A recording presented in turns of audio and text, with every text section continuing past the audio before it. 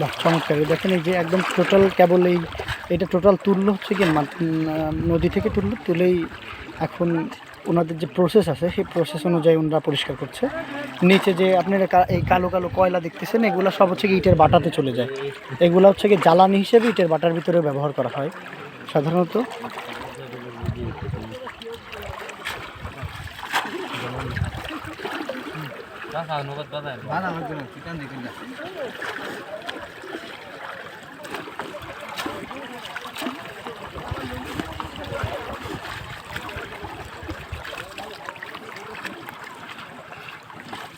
না মাছ নেই এখানে, মাছ বাঁধে না। ওই নৌকালা বলতেছিল মাছের থেকে এগুলা তোলা আরও সহজ বেশি, আর হচ্ছে কি দামও বেশি এগুলার।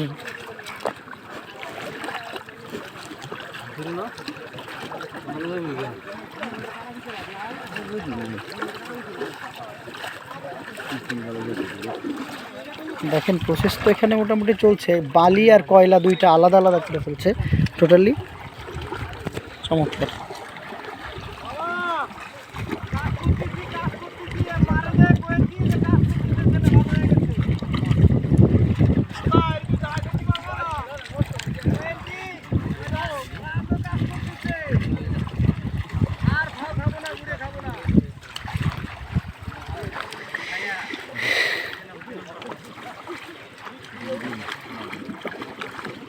কয়টা পর্যন্ত এখানে তোলেন ভাই আপনারা?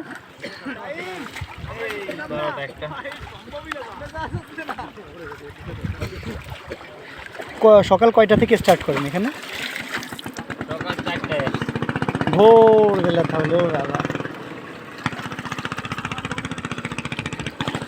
ভোর 4টা থেকে শুরু হয়েছে না? ভাইদের বাড়ি তো মনে হয় আশেপাশে, তাই না?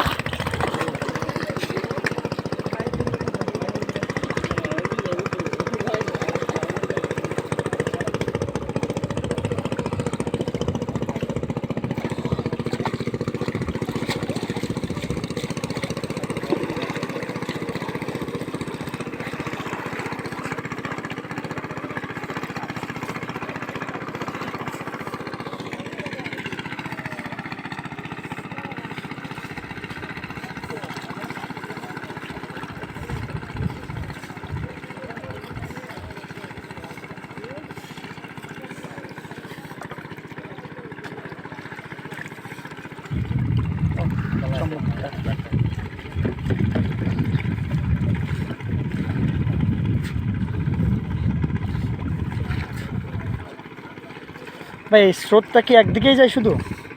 একদিকে, ওদিকে তো ফেরে নাম না, তাই না? কারণ ওই পাহাড় থেকেই নামতেছে এই জিনিসটা, তাই তো? আর এই কয়লাগুলো সাধারণত কোথা থেকে আসে?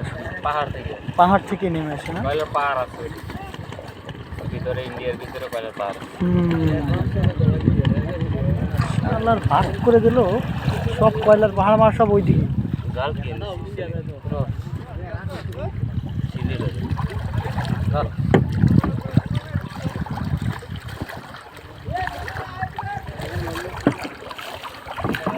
আরে মামা তুমি কি কও, চলো।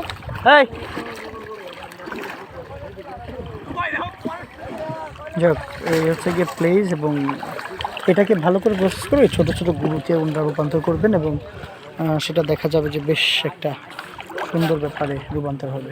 ভাইয়ের কি কয়লা তোলা শেষ আজকের মতো? আপনি কয়টার দিকে আসছেন? ও 2 বস্তা তুলছেন?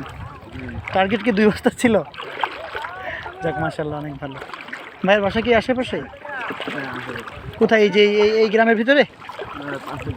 ও পাশের গ্রামে না? এই গ্রামটার নাম কি? এটা ভবানীপুর না? বেশ সুন্দর, চমৎকার জায়গা, সাধারণ।